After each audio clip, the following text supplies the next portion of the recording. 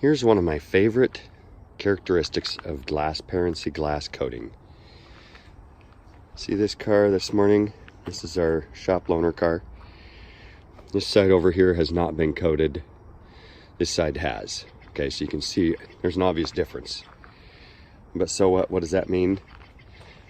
The big thing is just scraping of the frost.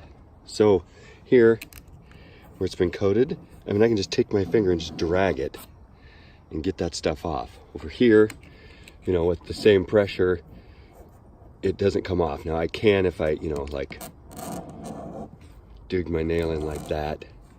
But over here, it's just dragging your finger. So what that is this is just much more slick, a much more slick surface. So, you know, water gets on it and it freezes. It doesn't have the pores, as much of a textured surface to hang on to. So it comes off a lot easier.